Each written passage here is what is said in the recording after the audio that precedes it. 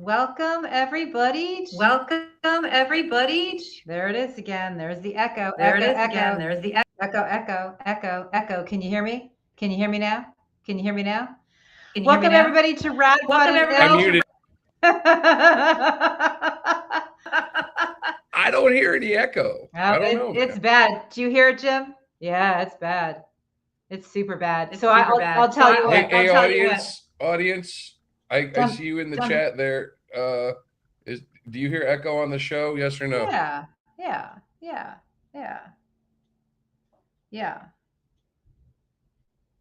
So what we're gonna do? Echo. No, what we're gonna do?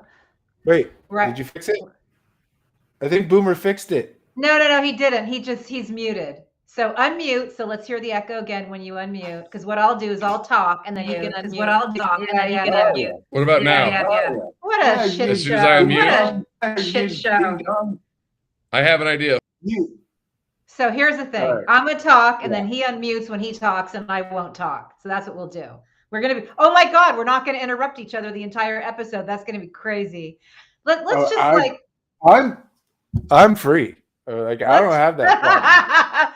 Let's just so we're gonna fix the top. We're gonna fix the top in post, LOL. Fix it in post, hi-fi. No, welcome everybody to Rad Pod and Ill. Professional podcasters, ladies and gentlemen. Welcome everybody to Rad Pod and Ill, where we are going to talk about It's a Wonderful Life versus Pottersville. Is the next stop going to be Pottersville? I just want to say hello. There's fire burnings in my political world, so I may have to dump out and come back anyway. So why don't you guys chat amongst yourselves, and I'll be right back. And then maybe the echo will go away. Stand by. Because Stand attacked by me. I'm gonna do it. Hold on. I have an idea. If I switch from using my big microphone, see my big microphone is my big butter. I'm going to switch from using my big microphone to my regular microphone. How about now? You got that same echo? I don't know. Do I? I don't hear any echo. Not as bad. Hey, audience, you hear echo? Is hi-fi a boomer? Yeah. No, technically I'm Gen X, so you can save that boomer crap. Hi, Iceberg. Boomer. Shut up, man. No, it's echoing still. It's just echoing. I don't have my tea ready. I don't have my cigarettes ready. My AirPods have decided to stop working for some reason. It's mine. Mute. It's impossible to. All right. So I guess I'm just going solo here, everybody. Why don't you share some articles or something? I like that one article. Okay.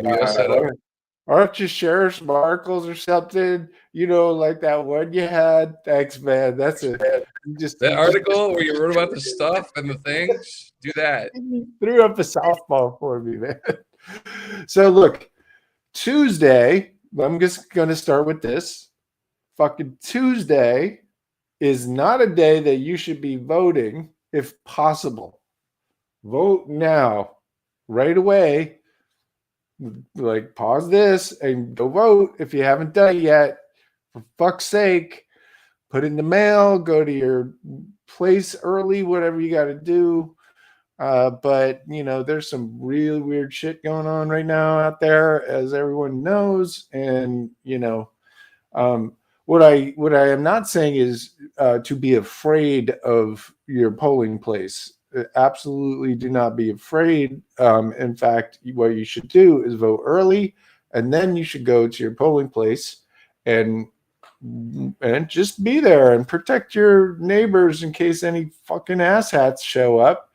to try and create chaos and take away their constitutional right to vote.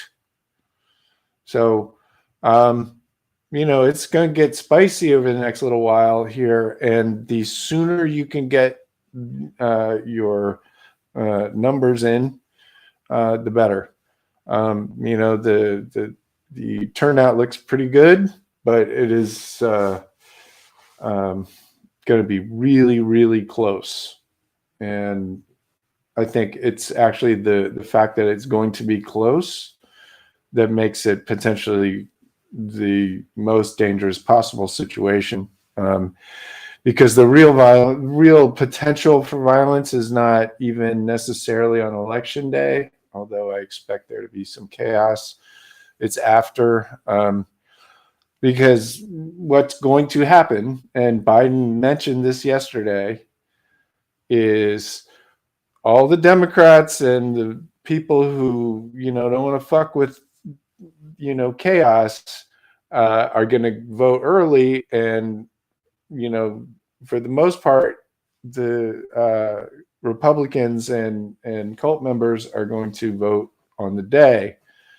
And so that is going to create a situation where those polling numbers come in and it's going to look super rosy for all the Republicans. And then one by one, they're going to get flipped back to the Democrats when all of the extensive early voting comes in. And that is going to create a very volatile situation. Very volatile and intentionally so. They've already set up, all kinds of organizations and chat rooms and they're organizing in lots of ways, lots of sort of chatter around the couple weeks after. So, stay salty, put on a swivel. Are you unmuted and I'm not echoing? Is that what's happening here? Hi-Fi, did you? I don't know, man. You tell me.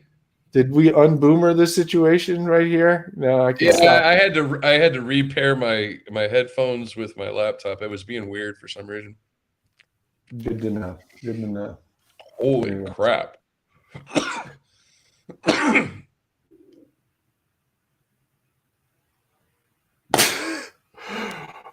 Professional podcasting, ladies and gentlemen. Oh my God.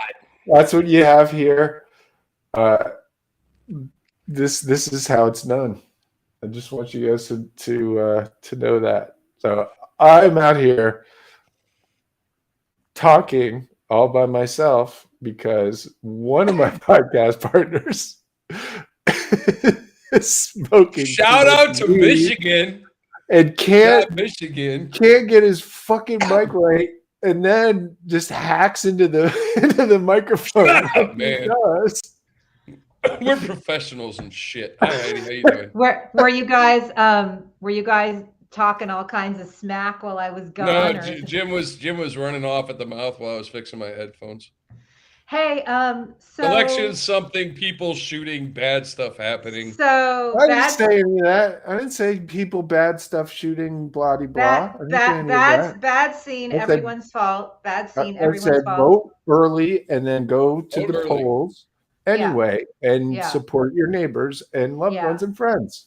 Yeah, and America has a really bad radicalization problem, and nobody's families are not being impacted by it. And thank God there's a show dedicated to investigating disinformation and radicalization. Because we should watch that. It sounds good. We should watch that because so far we've just been dicking around with Hi-Fi's microphone and waiting for fingernails. I don't know what's been going on, but we're here now. It's 7:10 and we're ready to go. I had a busy day today. So did lots of stuff going on. I may be coming in and out because we have fires burning. I'm going to have no life through November 8th, November 9th. I'm hoping I get to sleep in November 9th. Oh. But I don't know. Oh, you sweet summer child. You sweet, innocent, lovely summer child. Ooh, that ain't going to happen. So, Yeah. I was just talking about this while you were putting fires out. It's going to be after that's going to be the hard part, because the election denialism and attacks are going to come from all directions. Well, I I just think want it's to a tell. flannel shirt, Karen. Heidi, are you wearing a jacket or a flannel shirt? Oh my gosh. Please, thank you for asking. I am wearing a J. Crew Wallace and Barnes pre-owned flannel that I got off of eBay a few years ago. I'm so glad that somebody noticed. I'm trying to show all the different angles. Put me in the big box for 1 second so I can show how cute it is. All right, show off your thing, Heidi. Hold on. Big box, 1 second. There it is. It's a man's Put flannel. your arms out. Put your arms out so we can see her. Nice. You can see that the nails actually match the flannel. Heidi's wearing flannel. That must mean it's like under 78 degrees. Not only am I wearing flannel, I have my high top Ugg boots on with the bows in the back because my toes need to be cozy because it is really truly it's cooled down a lot. Yeah, every year I want like an epic flannel. Like it's always the thing I do for myself for fall. And a couple of years ago, I ordered this one. And I get really lucky on eBay making offers to people who just don't want something or it doesn't fit or whatever. So yeah, so I'm very stoked that somebody noticed how damn cute it is. But so I was listening to Jim's Zoom group earlier, and it was very cool because some folks were talking about the really great early returns and how it looks like people are coming out crushing it in epic numbers throughout the country, and that's all very important. Here in California, what we're dealing with, unfortunately, is the psyops and radicalization within our own Democratic Party. And so when I say like there's no family, they're not being impacted by radicalization and by psyop, it's just so true. And I think that I'm very grateful. Our very beautiful president gave that incredibly wonderful speech. I wrote about it last night. I pulled a very late night and wrote about the midterms for Byline Times, which we'll talk about in a minute. But I agree with Jim that we have to shut down the channels that are funneling the digital poison into people if we are ever going to get out of this jam that we are currently in. You're right, Jim. It was a historic speech. It was a great speech, but it did not go where we need to go. And maybe he's just breaking it off a bit at a time. But, the window is like, I mean, again, to give him some credit, like he said the hard part, which is that democracy, is on the ballot, which is, a very ironic idea. Democracy being on the ballot, because it can only be an issue on the ballot because of democracy. So people thinking that they're making a choice to not have democracy, well, that is the last choice you get. That is the last choice, right? By definition, is to say, I don't want democracy anymore. Okay. Right, that means that you have given up your right to make any more decisions ever again. Right. And I just, people, psyop is the right word. They've been so psyoped that democracy has been taken away from Americans as a given, as a good word, right? People like Flynn have been calling it a constitutional democracy and an experiment, or constitutional republic, over and over again on purpose, right? And saying it, literally out loud, it's not a democracy, it's a constitutional republic, which is false. It's just false. It's not a dichotomy. It is a representative democracy in a constitutional republic. That is the system that we have. And what they want is the republic part. The republic part is just a bunch of representatives telling you what to do without the part where you get to decide who that is. They just want the part where there's a fucking president or an emperor or whatever the fuck Mike Flynn wants to call himself. And everybody else is the republic.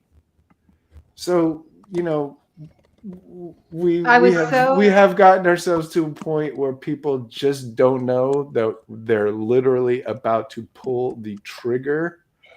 Yeah. You know, on their against their on their own demise. Yeah. So there we go again. Hi-fi. Okay. Super critical. What are we doing again? I didn't do anything. That's cool. It's just it's just going to be a shiticus showicus, and we'll get through it. So roll with it, people. Roll with it.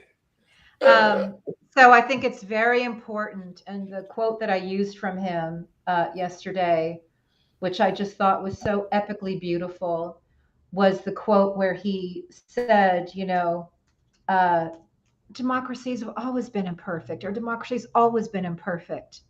You know, perfection is completely the enemy of, you know, good and right. And literally, we know this. We know what we have is imperfect, but it's what we have. And as Jason Stanley said, quoting Plato, aborted quote of Plato, fascism isn't even good for the fascists. Okay. Tyranny is not good for the tyrant. All right. They're not going to like this. You might be a business owner and you might be thinking, hey, this is the way to go because my taxes are going to be lower. No, they're going to come for your business. All you have to do is look at the mafia state of Russia to know it's not good. It's not good for you, Mr. Businessman elite. You're not going to like it when they start eyeing your company. And then they do what they did to Khodorkovsky, where they put him in prison for 10 years before he got lucky and was able to flee to the UK.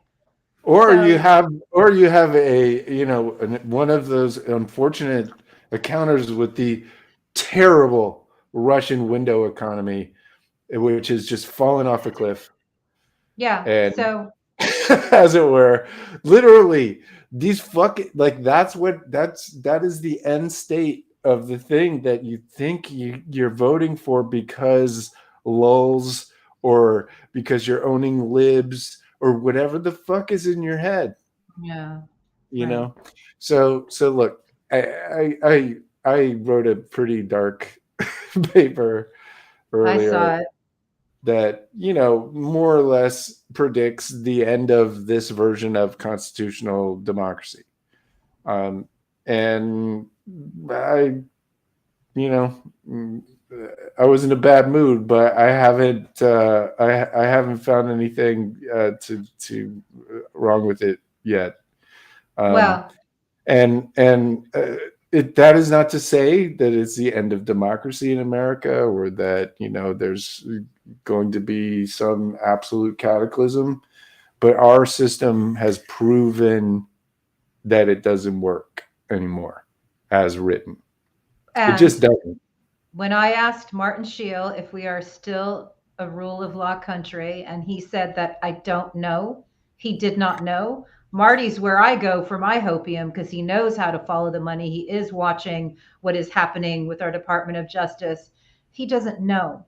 And what he brought up, which is I think the most important thing, as long as we know what our targets need to be, Citizens United. We've talked a lot about that over the years, but quite frankly, allowing dark money, oligarch cash to wash into our country and impact our elections, that's got to be stopped. Now, if we go to Nancy McClain's very simple explainer, that if we hold the House, if we can hold our Senate, if we can hang on to what we have, we can get deep structural reforms. We can take a look at the suggestions you made about our Constitution, our sacrosanct Constitution, and we can upgrade it from the centuries old pre-interwebs era. We can do this, but we can't if we don't retain any of this. So this is not to say that your vote doesn't matter. Your vote matters more than it's ever mattered. And that is why I titled. Well, I mean, we can't touch Citizens United because of fucking Supreme Court. But we can. But Well, we can can. touch the Supreme Court. We can. We can do big bold things like Democrats used to do.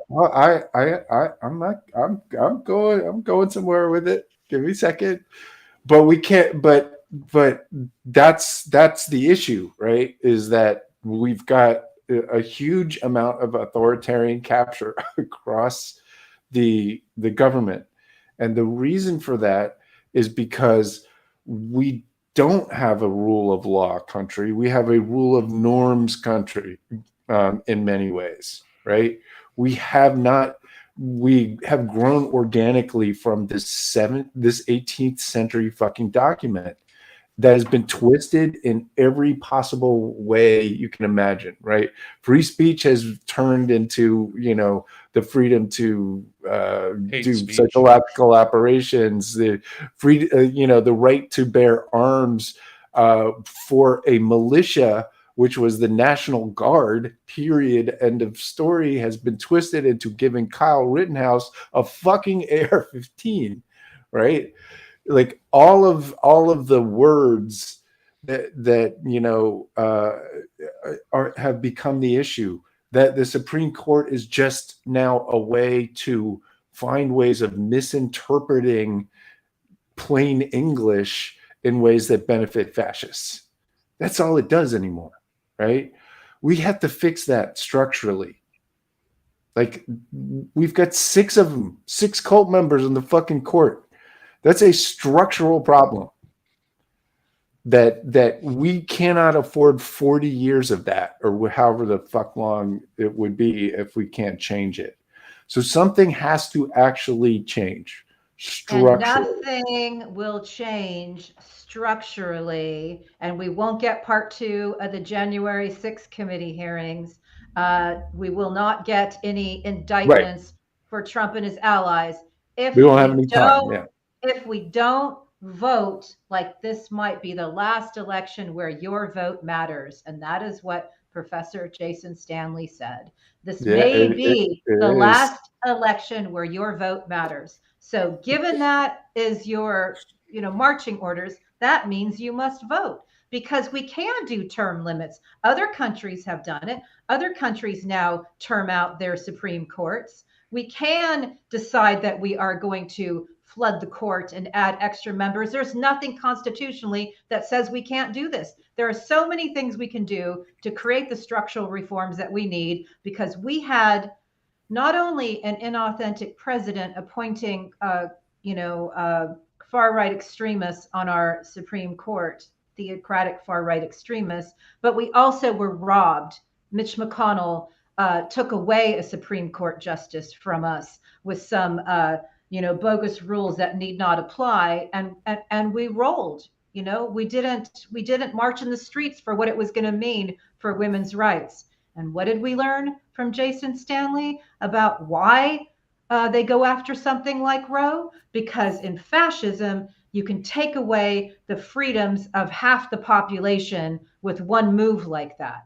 So, this is what more do we need to encourage people to vote? I mean, I think the people that are watching us that have made it to this point are going to. It's my turn. I need to talk. Okay. I didn't realize that you were making a circle around your face. I'll shut up now. What happened? What's going on? I agree with you, Jim, and I disagree with you a little bit, because the great thing about this country is it was made to be upgradable. If enough people voted to upgrade the country got upgraded. And now we've got this arcane system where, we've got the authoritarian capture of the states, so we won't get constitutional amendments through. But I think it's pretty obvious to everyone that those who have gone through authoritarian capture in these states are tied to a lot of not just dirty business, but illegal business. And it is that illegal business that needs to stop. I don't know how much more data I need to give the feds before they start busting on people for money laundering. By the way, I would like to mention, I suggest everyone listen to the new Midas Touch and Bunker Crew podcast, American PSYOP. Sounds awfully familiar from what I've listened to. Look, Yeah, I just to back that up real quick, I actually met Wesley Clark Jr. several times. He's a really, really good guy. Went through the most unbelievable. You seriously trust me? This from somebody who has heard it Yeah. all. This is one of the craziest Yeah. fucking stories you've ever heard, and could not be more relevant to what's going on. So. Good call, Wi-Fi for once. I have my moments, sir. I have my moments. I'll have you know. But no, I'm serious. If we don't vote to upgrade the country's going to crash. Period. Not only that, but let's remember we are the arsenal, right? We got all the guns. So if the fascists take us, it's over for the rest of the globe. Oh my gosh. Well, I do want to talk a little bit about General Wesley Clark, and also our friend Jack Bryan directed the series that we're talking about. His father, I went to one of his father's lectures like a decade ago, and he was the first person that ever talked that I'd heard about cyber war and the potential of it and what it would mean in granular detail. And I remember walking away from that lecture going, oh my God, like, what are we going to do about that? Not thinking that 10 years later, we'd be producing and hosting a show that is trying to stop the bleeding on the digital poison and the cyber warfare. And can I just say, I know it's very easy to pick on the New York Times because they're just such a bitch shit. But they do their big more than a bit. They do their big, I'm trying to be gentle. They do their big like expose, we reevaluated Trump Russia. It turns out there was a lot of stuff there. Something that if you had read the Mueller report in 2019, as we all did, and if you had been investigating as I had up until the Mueller report, I've been reporting all that stuff for years, and all of a sudden they must know, they must see the indictment coming, they must see more activity coming, and all of a sudden they're like, well, let's check the box and make sure that we actually did an in-depth report on this. Manafort, I mean, please. Jim, you look pained. New York Times. New York Times is the most mealy-mouthed milksop. They're ridiculous. They are ridiculous. I listened to a podcast from the New York Times today where they were talking about, oh gosh, guys, have you noticed that there's a global rise of fascism going on? Mm-hmm. Yeah. No shit. And they're like, how could that happen? Well, let's talk about the internet and organization. Anyway. Here's the thing, though, Hi-Fi. There are factions within the New York Times that has done such great work. You remember the Mary Trump, big tax return story. I've listened to Jason Stanley do video specials and video op-eds. There has been some exquisite investigative reporting, but it's so Vichy, it gets like countered by what you just called mealy mouth, which I will call milk toast. They listen. They've let themselves. They have done amazing fucking work. Amazing, holy shit! The investigation into Trump that showed just how like actually poor and broken his whole like story is. This is brilliant. There's a bunch of amazing stuff in there, but they also printed a story that said Ron Watkins and schizophrenic South African moron Paul Ferber were Q, and all sorts of just miserable bullshit. They've been listening to Chuck Johnson. It's embarrassing. They printed a story that Matt Gaetz was getting off the hook. It's just a bunch of really, really obvious influence bullshit. that they've been doing. And, it's pretty much par for the course in any of these kinds of things. Like the New York Times, had plenty of sort of pro-Hitler opinion pieces in the I've 30s. got it memorized. No, in the 20s and in the early 20s, it's like sure, but even later is my point. And so there's nothing, and the New York Times, by the way, again, I'm going to push Maddow's Ultra. Watch that shit. The New York Times was calling, the silver, fuck, I forgot the name. They were calling them crackpots, the guys who had the munitions and were ready to perform multiple simultaneous violent attacks across the federal government. And, the New York Times is like, oh, it's just a bunch of crackpots. Well, the famous line from the 20s about Hitler in the New York Times was that nobody should be so worried about his statements and his anti-Semitism and all of that, because it was just propaganda to bait the masses. I mean, it was just so wrong. Is that all? Oh, and look what propaganda has gotten us in the United States. Pelosi's husband was whacked in the head with a hammer. We got another candidate who got beaten in his own home and knocked out. That's what propaganda gets you. It's propaganda terrorism. Got you the Nazis. I mean,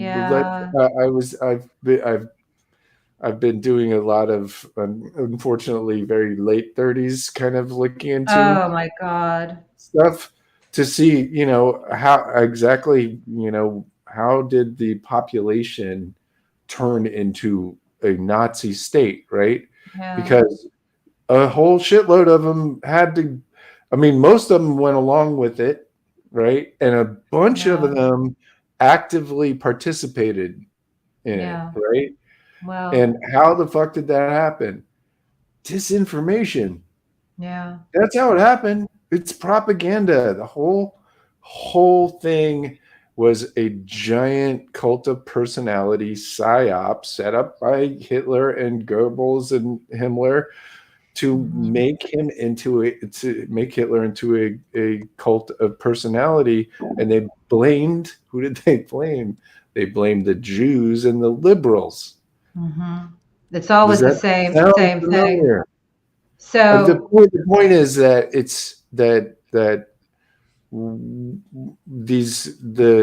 same mechanisms that created the Nazis are what are creating our fascist insurgency, except our fascist insurgency has the fucking internet, and that makes it radically faster for them to experiment and change and improve the way that they are targeting their victims. I'm very sad to report that in my beautiful blue state, these propaganda, these poisons, have leaked through into the beautiful communities where I live. And people are doing very distressing things, hanging banners off the side of freeways and flyering things that look like they could come out of the 30s. And so we really are beyond the point of declaring a crisis and being able to take some big moves, because it's not going to stop on its own. And Jim has said over and over again that you can't make a deal, you can't appease fascism, you have to defeat it. And I don't,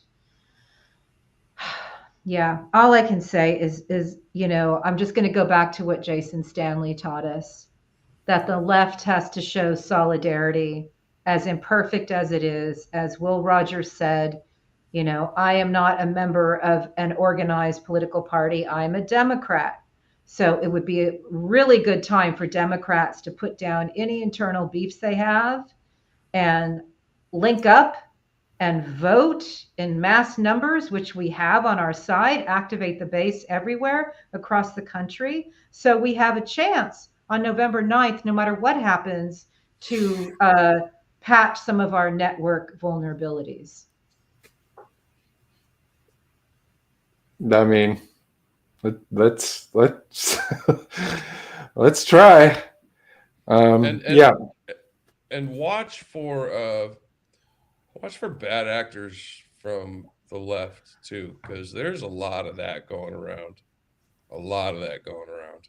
Yeah, I mean, the whole system that has been going after us and going after lots of people for 5 or 6 years is basically now baked in with Elon. He's brought that whole thing under his wing, and it's just going to be an absolute shit show over there. So evacuate. What do we do? What do we do for our kids? We have this knowledge. I'll never forget the day I read in The Guardian that the gentleman who created the Facebook button, Mhm. the thumb, Yeah. he didn't know what it was going to unleash. And he retreated out of that world. And his children went to a school that had no electronics. They certainly don't have phones. And, earlier, Jim, we were talking about what we felt our superhero powers are in being able to fight a war that's trying to cognitively hack people. And I'm 100% sure my superhero power is not having a television for 16 years, unless it happened to be somebody else's, but no cable, and reading a lot of books and reading a lot of history, and of course interviewing people who read a lot of books and know a lot of history. But for me, I can't imagine having that in my home and being marketed to. And I know that you guys can tailor it and watch the news shows that you like. And so your experience is probably different than mine. And mine is born out of post-traumatic news syndrome. I can't be around it. It's not as awful as it used to be. It can be near me now without me getting anxiety. But what are we going to do for our kids? Yeah, I mean, I'm teaching my kids to be little internet terrorists. It's great. Proud Papa. People need to understand the techniques and tactics that are used against them. If you teach somebody how somebody else is going to approach them in order to try and trick them, manipulate, you do disarm the person who's trying to attack them. Not necessarily completely, right? But you have defense. It's like if you take a self-defense class and somebody comes at you with a knife, you might still get stabbed, but you have a hell of a lot better chance than you would have if you hadn't, right? And we have to start putting the idea in people's minds that when people say stuff on the internet, it's usually for a reason that is not clear to you yet. And that's not always a bad reason, but it often is. And people just have not wrapped their minds around the fact that the information that they get cannot be taken at face value, no matter where it comes from. That you have got to interpret the information based on a series of important checks. Where does it come from? What is the fucking source of it, right? These basic things that people don't do because they don't know any better, right? They don't know the difference between a Telegram post and a headline in the New York Times. As shitty as the New York Times is, Paul Ferber notwithstanding, it's genuinely not pure disinformation, right? Well, and so you have to but it's important. You can't dismiss the New York Times completely, right? No, of course not. Because they do good work. And so the whole point is that even if you cannot trust a source just because it's a source like the Times. It doesn't mean you shouldn't, Yeah. You have to look at it at the whole thing.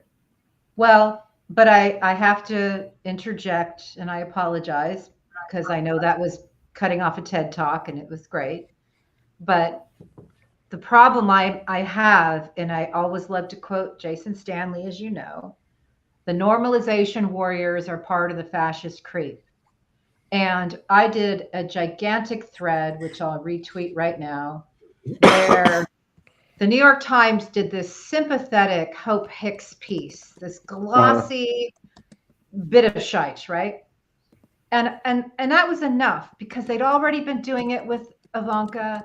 They'd been doing it with Jared. Is that you typing away there, Hi-Fi? Can you mute when you're typing away because it's distracting?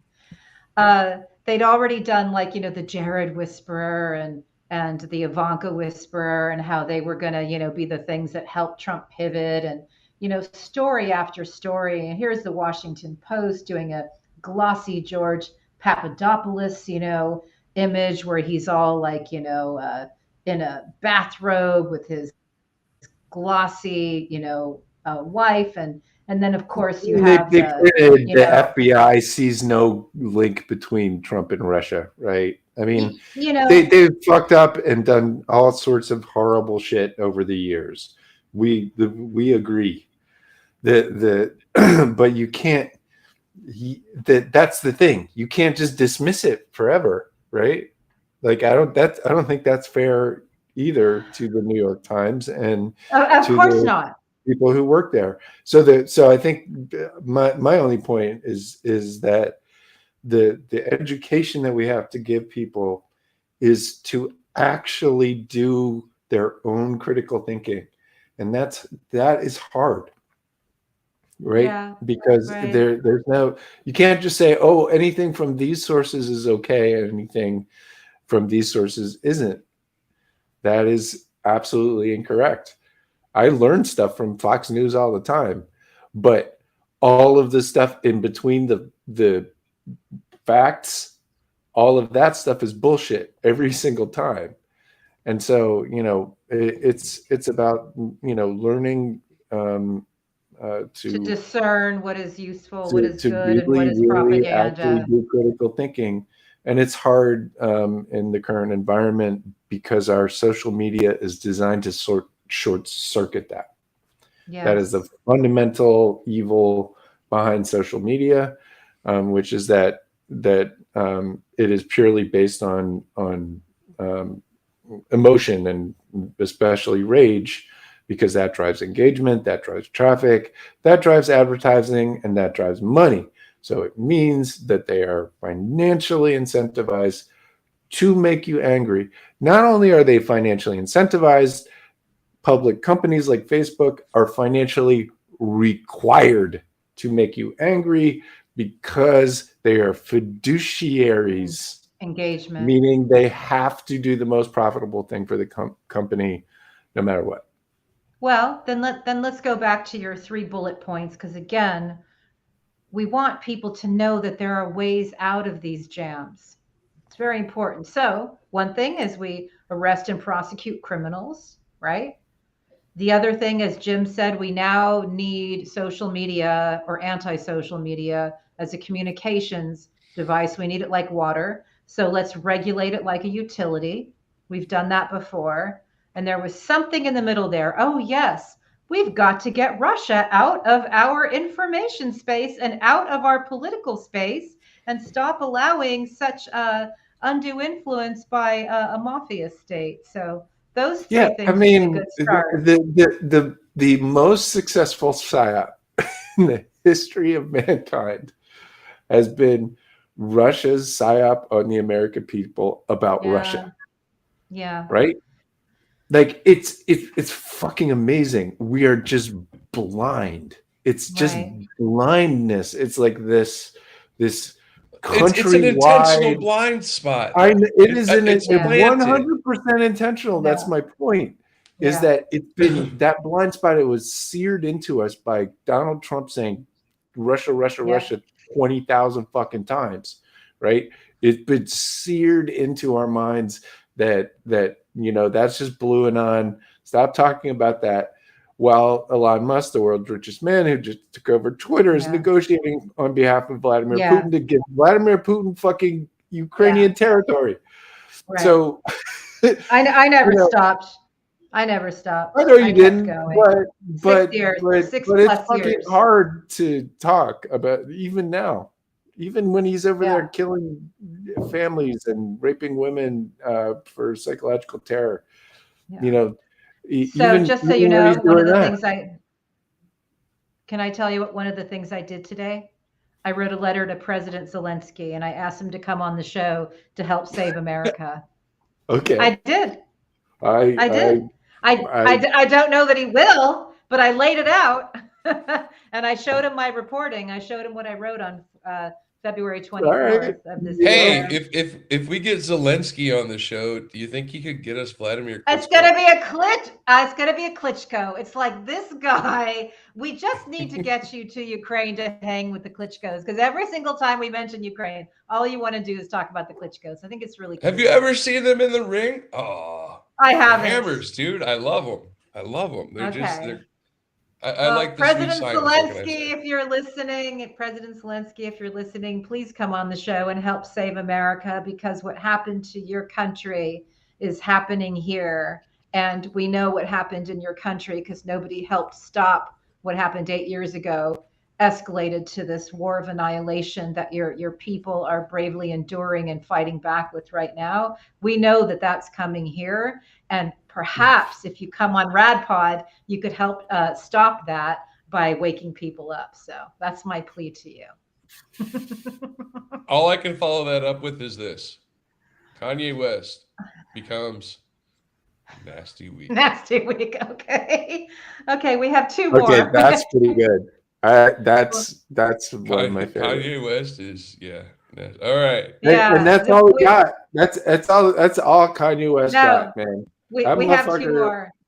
Is pretty dead. I don't know. It seems like he got canceled hard, and I hope it was worth it to him. I hope it was worth it. I mean, he's got his people now. He's got he's got all the racists. The Russians. I mean, his biggest fan is Nick Fuentes. Oh, biggest fan. Nick Fuentes. Wow, I'm almost afraid. We're on Twitter Live right now, aren't we? Too. Yeah. Yeah. Man, I'm almost afraid to do this one. No, don't do anything. Don't do anything. No. Yeah, we're not gonna do that one. Okay. People are already getting booted for naysaying to your leader. So. Okay. Yeah. I can just tell you. However, I will absolutely 100%. Elon Musk. You know. We're not even using those words. Why not? I'm using the word. Elon Musk is a fucking problem. How many times have you said that? Also, yeah, Musk he didn't own the platform. Listen to me, Musk. But yes, Musk is a fucking problem. Yes, and it's also a scramble for scum. So that's all. Actually, no. That could be, but it is. No. You're right. Okay, but what else? Hi-Fi? Don't we have it? Null scum. Oh no, we haven't. Scum. Roger Stone. I'll do this one. Roger Stone. The lizard. Ego snorter. That's really good. My gosh. That is ego snorter. I like that one. Are you able to show? You're not able to show that Marty clip, are you? No, I did not get it. That's all right. Sorry, I had to eat. I was hungry. Yeah. I was hungry and I had to eat, so I had food instead of video stuff. Don't hate me, so please. I did want to talk about It's a Wonderful Life versus Pottersville, because for me that is an example of what we do makes a difference. All of our little actions collectively add up to like big actions that can make a big difference. And we're entering into the holidays. It's a Wonderful Life with Jimmy Stewart is a classic Capra film. And it's like collectively we can look forward to a nice Christmas with friends and family, or whatever holiday you celebrate, Hanukkah, whatever it is you celebrate, we can look forward to it in a beautiful, imperfect, democratic nation such as America. Or next stop could be Pottersville, which is a dystopia that's not good for anybody. Even as Jason Stanley taught us, it's not even good for the top of the food chain. It's no fun to be somebody who has to have a taster who tastes their food or is worried about the window industry all the time because, perhaps a window might actually reach out and grab them and defenestrate them. So it's not good for anybody. It's not going to be good for you. It's not good for anybody, not good for your kids, not good for the planet. So, this is just another plea to vote and to vote and to vote. If you're in Russia and you're around any windows, fucking get to look an out. run to an interior wall, hug it, and chain yourself to a large post of some kind, because the fucking windows in Russia, man, it's bad. I know. Somewhere, Sean Connor, our co-producer, is probably creating a short film. He actually made a great short film for his music video. Yeah, the one that we were jumping around to yesterday. Yeah. But I wonder if they're like, you guys saw the movie Gremlins, right? Mm-hmm. Yes. Is there like a Russian version of that, of a gremlin and Gremlinka, like Russian window demons or something? Maybe their Be windows careful are of the haunted. Gremlinka.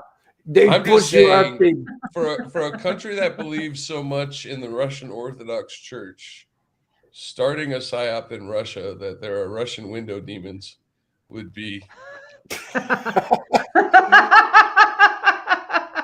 I think Russian window demons is definitely got hashtag potential. I do have to say that. Russian window demons. Russian windows are haunted. Okay, I mean, it's just poor, craftsmanship, really. I think it's, in the few minutes we have left, I always like to think about positive things because there's so much despair. And as you guys know, despair is part of the PSYOP, that part of the 4Ds, so I'll have to try to find the 4Ds right now so I can recite them. Distort, dismay, despair, one other one. Jim, certainly there must be something that you're seeing that gives you some kind of hope. I don't think you would continue to do this work if you didn't think that there was something worth saving and that there was a way to do it, because you wouldn't fight this hard. So, do you got anything for us? Yeah, I mean, look, the most optimistic scenario is that we hold on to the House and Senate to fucking vote, and basically, battle our way through the period after that. Mm-hmm. And it's possible that the level of insanity that would result from that might actually wake the DOJ and FBI up enough to put some people away, because people start dying again. Something's going to have to change, and so there is a there is a way to get through that. I still think that even if we do, that there's going to be some pretty major conflict, and going to have to be some very major systemic changes at some point. Yeah. But there are very, very hard changes and sudden changes, and there are changes that can be absorbed by society. Okay. Thank you for that. That's High about five. the best I got. That's beautiful. Maybe. And high five before you share your thought. The fourth D is probably the most important, and this comes from my parasitizing thread that shows how Soviet era propaganda evolved. No, it's not dip. Hi-fi. No, I knew you. I no, know you were going to say that. I no, said no. nothing. No, he I said knew you were nothing. going Nothing. to. I This could show tell has you were going to say one that. rule. This show has one How rule. dare you, hi-fi? Okay, this is the most important D. And the 4 Ds, which was part of the, it's part of the offensive weapon to discredit the West and always shift the blame elsewhere. Dismiss, distort, dismay, distract. Distract is one of the most important tools in the propagandist toolkit. We talked a lot about that with David Pepper in episode 45. So you guys got to watch that. Okay, so distract. Do not be distracted. Mail your ballot. Be prepared to stand up for democracy, imperfect as it is. Hi-fi. What do you have for our friends? Oh, I've got a ton of stuff. But I am going to say distract. Yeah. If you would sell out your democracy for lower gas prices, you're going to very quickly find that you will have neither democracy nor low gas prices. I mean, just look at what happened to the German economy during World War II. Yeah. I mean, what the hell, people? How do you not see this?